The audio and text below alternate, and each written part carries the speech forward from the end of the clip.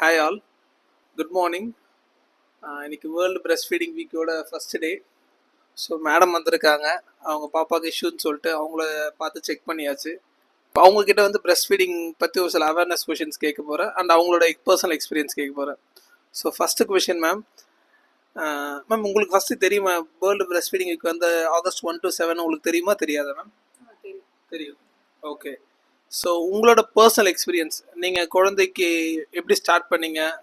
Breast feet பண்ணும்போது உங்களுக்கு யார் யாரெல்லாம் சப்போர்ட் பண்ணா, என்னெல்லாம் ஒரு up and downs breast feeding அப்போ உங்களுக்கு பர்சனல் எக்ஸ்பீரியன்ஸ் இருக்கும், அதெல்லாம் நீங்கள் ஷேர் பண்ணுங்கள். ஒன்றுனா ஷேர் பண்ணுங்கள். ஹெல்ப் பண்ணது வந்து மெயினாக மதர் தான் ஹெல்ப் பண்ணாங்க.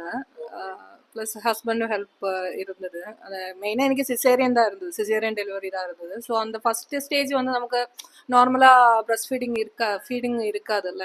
ஸோ 2 டேஸுக்கு பாப்பாவுக்கு வந்து அந்த மில்க்கு கொடுக்கறது கொஞ்சம் கஷ்டமாக இருந்தது. அதுக்கப்புறம் கொஞ்சம் அம்மாவோட ஹெல்ப்பில் வச்சு அங்கே சிஸ்டர்ஸ் இருந்தாங்க. ஸோ அவங்க ஹெல்ப்பில் நம்ம கொடுக்க ஆரம்பித்தோம். ஸோ கொஞ்சம் மூட் ஸ்விங்ஸ் அந்த பிரஸ்ட் ஃபீடிங் இருக்குது. ஏன்னா நடுவில் எடிக்கிறது, நைட்டில் நம்ம ஃப்ரீக்வெண்ட் அவள் வந்து half an hour maybe எடிக்கிறாங்க.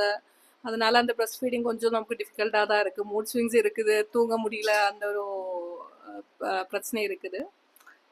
As usual குழந்தைக்கு ஃபீடிங் வந்து 2 இயர்ஸ் ஆச்சு கொடுக்கணும் அப்படின்னுള്ളത് தான் என்னோட மெயின் எய்மாக இருந்தது. ஏன்னா நம்ம ஒரு 1 இயர் வரைக்கும் கொடுத்தாலும் அது சஃபிஷியன்ட் ஆகாது. ஸோ அதனால் அட்லீஸ்ட் ஒரு 2 இயர்ஸ் ஆச்சு கொடுக்கணும் அப்படின்னு நினைக்கிறேன். அதுதான் மெயினாக நினச்சிட்டு இருக்குதுங்க சார். தேங்க்யூ. ஸோ உங்களோட பர்சனல் எக்ஸ்பீரியன்ஸ் ஏதாச்சும் இருந்தால் மற்றவங்களாம் நீங்கள் கமெண்ட்ஸ் பண்ணுங்கள். Okay, thank you.